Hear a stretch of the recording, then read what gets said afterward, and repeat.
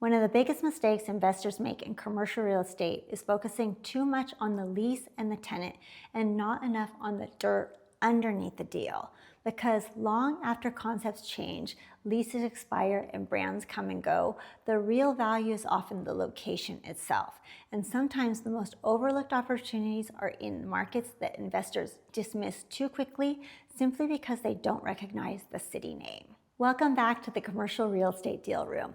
We've been breaking down a 7 Brew coffee investment opportunity in Decatur, Texas.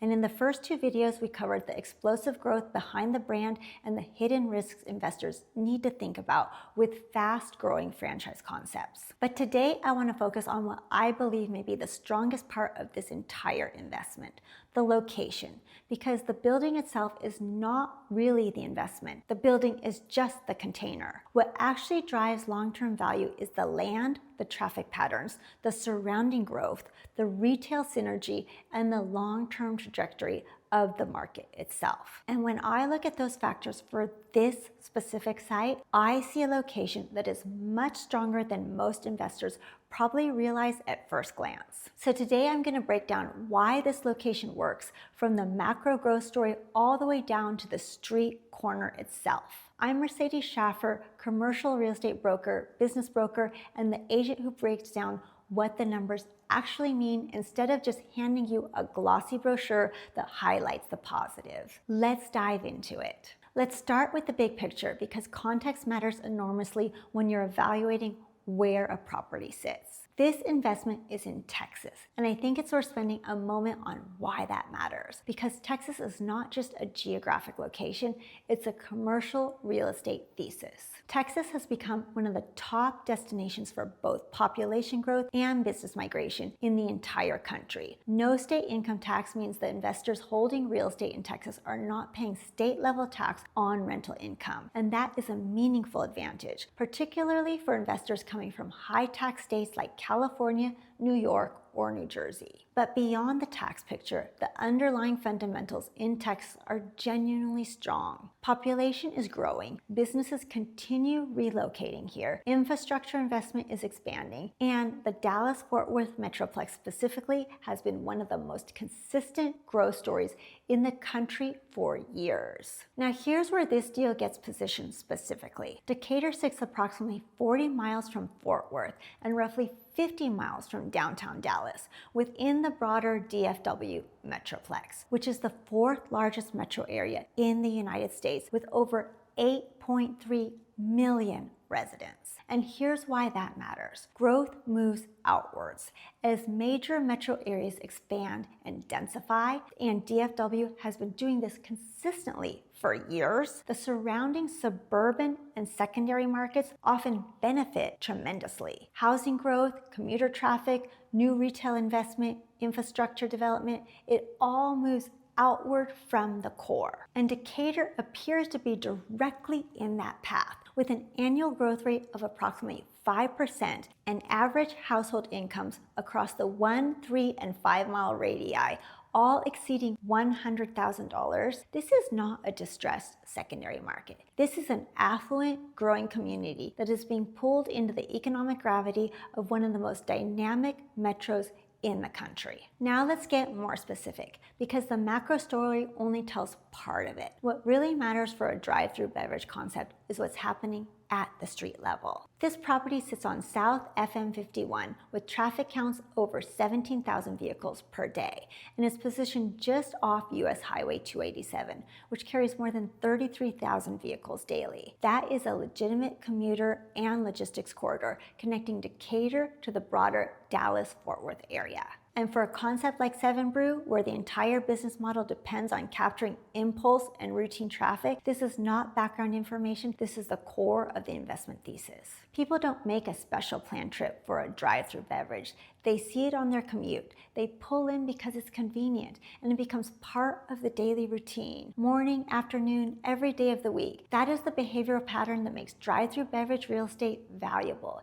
And this site appears set up to capture exactly that. Now, Now let's talk about the surrounding retail environment, because this is where I always pay very close attention. This site is anchored by a Walmart supercenter that draws over 2.8 million visitors per day. That number should stop you for a second. 2.8 annual visitors to a single anchor tenant. That is an enormous consistent traffic generator. Also nearby, Lowe's Home Improvement, McDonald's, Chick-fil-A, Sonic, Chili's, and IHOP. And here's what that tells me. National retailers do not select locations casually. These companies spend significant resources, millions of dollars, studying traffic, demographics, consumer behavior, and competitive positioning before committing to a site. When you see Walmart, Chick-fil-A, and Lowe's all clustering in the same corridor, they're telling you something very important.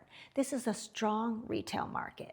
The consumer demand is here. The traffic is here. The long-term viability of this corridor appears well supported by actual data. 7Brew picking this site is less about one company's judgment and more about aligning with where an entire cluster of sophisticated national operators have already independently concluded the opportunity exists. There's another layer to this location that I think investors often underestimate, and that's the proximity to consistent daily demand generators beyond just retail. Within a half mile of this site, Medical City Decatur operates with 150 beds. The Wise Health System adds another 125 beds, and McCarroll Middle and Elementary School serves over 1,300 students. Now, why does this matter? Because these aren't just population statistics. These are consistent daily traffic generators. Hospital employees arriving for morning shifts, parents doing school drop-off and pickup, visitors coming and going throughout the day, and all of them traveling through the same corridor as this property. The best drive-through concepts don't just depend on one source of traffic. They sit at the intersection of multiple traffic streams: commuters, retail shoppers, healthcare workers, school traffic, so that their customer base is coming from different directions at different times of day. And this location appears to check most of those boxes. And this brings me to a broader trend that I think every investor should understand, because it's reshaping how commercial real estate is being valued across an entire category. Drive-through real estate has become dramatically more valuable over the last several years. And this isn't just a post-pandemic phenomenon that's going to reverse. Consumer behavior has fundamentally shifted. People increasingly want speed. They want convenience. They want ability to transact quickly to get back to their day. And brands are responding to that at every level. Starbucks has been redesigning its footprint to prioritize drive-through. Chick-fil-A is famous for its drive-through throughput. Dutch Brothers built its entire identity around it. And now concepts like 7Brew and Scooters are emerging specifically to capture this shift with an even more streamlined model. When you combine a strong drive-through concept with a growing commuter corridor and a dominant retail cluster, that combination becomes very attractive